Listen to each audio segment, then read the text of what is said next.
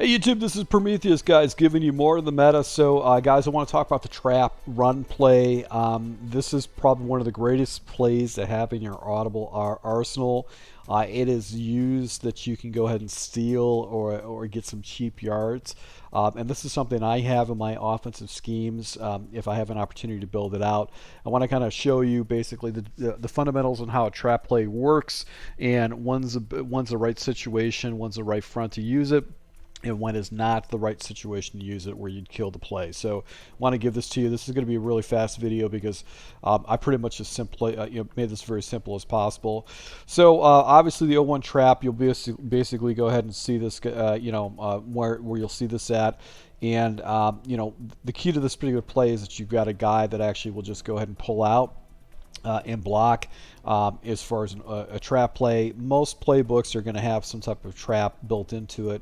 You'll have wide traps, but we're going to be just taking a look at the 0-1 trap. Now, how I run traps, and I think this is probably your best bet to go ahead and run it the same way, is I like to use it as an audible, not a primary play, because depending on my opponent's front is when I'm going to go ahead and jump into this play, and I want to make sure that it's not a play that's a dead giveaway, but it's something you can go ahead and use against your opponent. So what I'll do is I'll come out of some other type of play, then I'll run it. Now, a trap play is a run play consistency of a defender on a line of scrimmage. You're getting trap blocked by the offensive lineman or backside from the opposite side of the ball.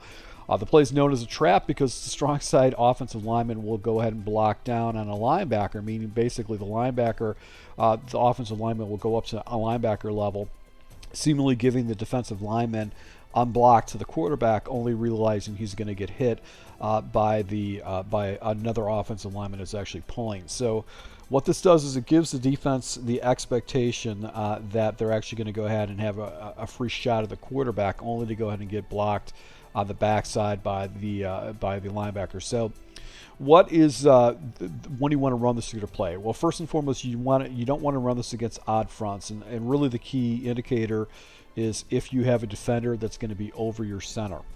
If you see someone over your center, majority of the time you do not want to run this particular play, because what happens is when you do run it, you're going to have the center is not uncovered, and he's not going to be able to get to the next level, and it's going to basically get more defenders in the backfield. So that's not necessarily what you want to do when you particularly run this play.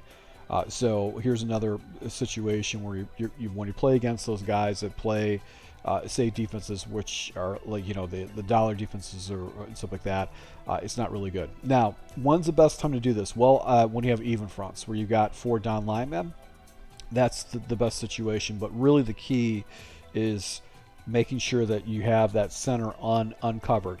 If there's nobody over the center, this is the time that you want to light someone up with this in your play. So basically nickel defenses, situations where you're actually going to go ahead and run against maybe someone running a 6-1. If the center is uncovered, you're going to get guys who are going to go to the higher level to block. But if that center is covered, this play is not going to work that well, because what happens is it just kind of messes up the blocking. So it's better just to go ahead and run a different type of play when you see the center covered. So let's go ahead and take a look at this next play. So you can see how the center is not covered. Now there's a guy that's actually in the A gap, so this is not going to get the best blocking. Ideal situation is just having defenders right over the guards, and that's where you're going to get really good blocking. It's actually going to do that. But if you do have a guy that's slightly off center, you can still run this in your play. And what happens is the center, you can see what here, the center blocks down. Look what happens with this guard. This guard who should be blocking this guy actually goes up to the next level, and this guy comes around and picks up this guy. So as a running back, if you can get around this, you're going to have a lane that's going to go up right here. And online, I've actually ran traps, really good success, where I picked up 5, 10 yards a shot, sometimes more, just because the defenders were out of position. So once again, the center is not completely covered, but he's slightly covered. But you can see here, right here, I'm able to go ahead and pick up 5 or 6 yards. It's just a nice little quick audible to go and jump into to keep your opponent honest. He actually is covered. So you can see right here, he's got a bunch of people down in the box. There's really nowhere for me to go. I'm not going to be able to have an opportunity to pick up any yards. So you got a heavy box like that, and the center's covered. Stay away from it. Right here, the center is uncovered. He blocks down. and you can see right here I'm able to go and pick up 5 or 6 yards. This is even a better alignment.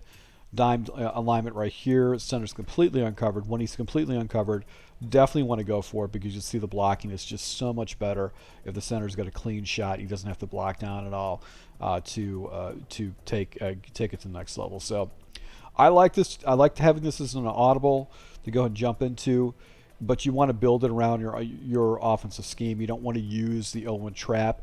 So you want to have just a handful of different types of plays. Right here, you can see I'm able to go ahead and get a nice little running lane right there to pick up 12 yards off of a run. So once again, guys, thanks for your support. If you do like these tips, hit the like button. And if you have any other plays that you want me to break down or just kind of show you the fundamentals, go ahead and make the comments down below. So thank you for your support, guys. Until next time.